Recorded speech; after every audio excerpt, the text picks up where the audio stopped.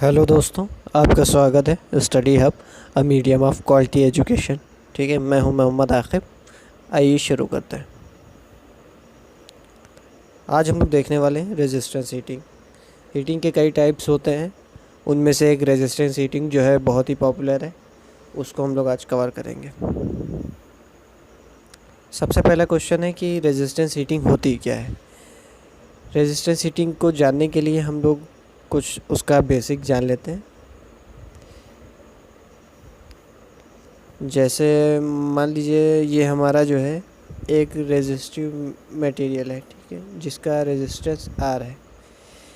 Resistance R है, इसके across हम जो है सब वोल्टेज सोर्स लगा देते हैं, जो आपका अल्टरनेटिंग या डायरेक्ट दोनों हो सकता है। इसमें आई करंट फ्लो करते हैं। होगा क्या, इसमें रेजिस्टेंस इसकी ज़्यादा होने की वजह से ये करंट का अपोज करेगा, और करंट के अपोज होने की वजह से इसमें एक तरह का लॉस होगा, जिस लॉस को हम लोग जो है आई स्क्वायर आर लॉस कहते हैं। ठीक है, जब ये लॉस ज़्यादा होता है तो होता क्या है, इसमें एक तरह की हीट जनरेट हो जाती है। ठीक है, जिसको जो है हम लोग एक एप्लीकेशन के तौर पे इसका एडवांटेज लेके जो है हम लोग रेजिस्टेंस हीटिंग जो है यूज़ करते हैं। रेजिस्टेंस हीटिंग के मेथड क्या हैं, इसका जो हम लोग यूज़ करते हैं रेजिस्टेंस हीटिंग का, ये हम लोग कई तरह से करते हैं। सबसे पहले तो है ये जो है आई स्क्वायर आर इफ़ेक्ट पे बेस्ड है, जैसा कि अभी पहले हम लोग ने देखा है। ठीक है, और जो है और क्या है, ये जो मेथड है ये एप्लीकेबल है मेटल के ट्रीटमेंट के लिए, जैसे उसको हार्डनिंग हो गया, एनेलिंग हो गया, इस टाइप के लिए। और जो है स्टोविंग, कमर्शियल एंड डोमेस्टिक कुकिंग, हम लोग डोमेस्टिक कुकिंग और कमर्शियल दोनों पर्पज़ से इसका यूज़ करते हैं। और इसकी जो टेम्परेचर रेंज है ये 1000 डिग्री सेल्सियस है। ठीक है, यहाँ तक हम लोग को ये प्रोवाइड करा सकता है। आगे देखते हैं मेथड क्या है रेजिस्टेंस हीटिंग के, किस किस मेथड से हम लोग इसे कर सकते हैं। तो पहला मेथड आ जाता है आपका डायरेक्ट रेजिस्टेंस हीटिंग। ठीक है,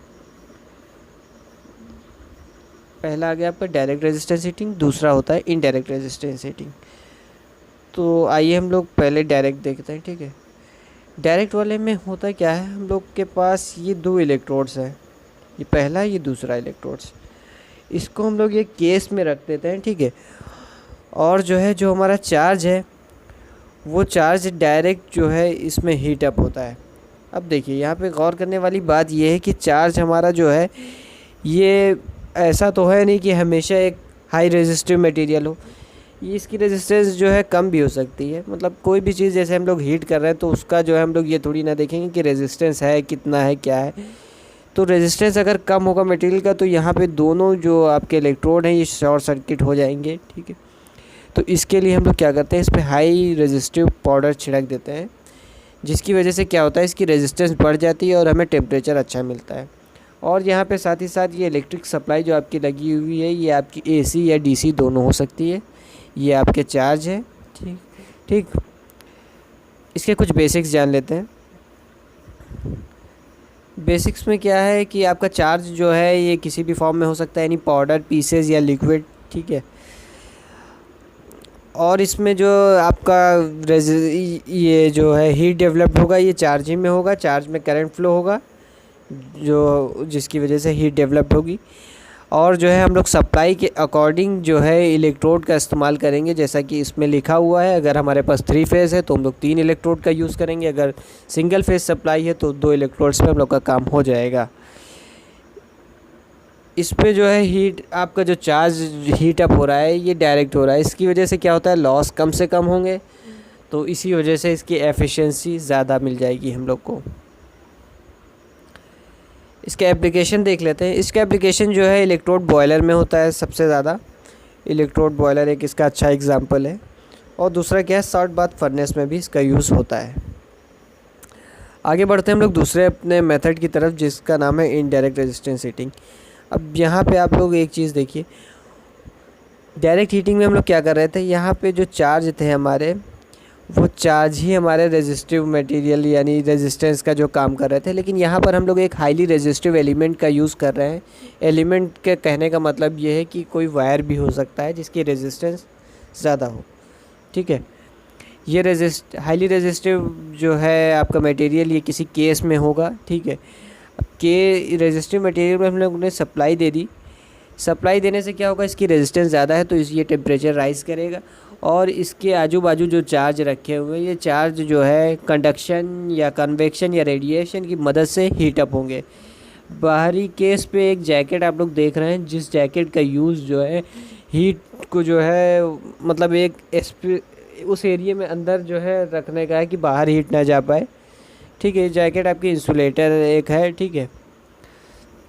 इसके बेसिक्स के बारे में थोड़ा सा जान लेते हैं इनडायरेक्ट रेजिस्टेंस हीटिंग में। इसमें देखिए जो करंट का आपका फ़्लो होता है ये जो है एक हाईली रेजिस्टेंस मटेरियल में होता है और इसमें भी आई स्क्वायर लॉस पे ही ये बेस्ड है। और इसमें जो है हीट के जो है ट्रांसफ़र का जो मोड है वो कंडक्शन, कन्वेक्शन या रेडिएशन हो सकता है। और एक चीज़ ये है, इसमें जो है आपका रेजिस्टर है वो आपके जो है चार्ज के कांटेक्ट में होना चाहिए, ठीक है। इसका एप्लीकेशन अगर हम लोग बात करें तो इसके एप्लीकेशन जो है रूम हीटर्स में है, इमर्शन वाटर हीटर्स में है और भी जो है कॉमर्शियल और डोमेस्टिक पर्पस में यूज़ किया जाता है।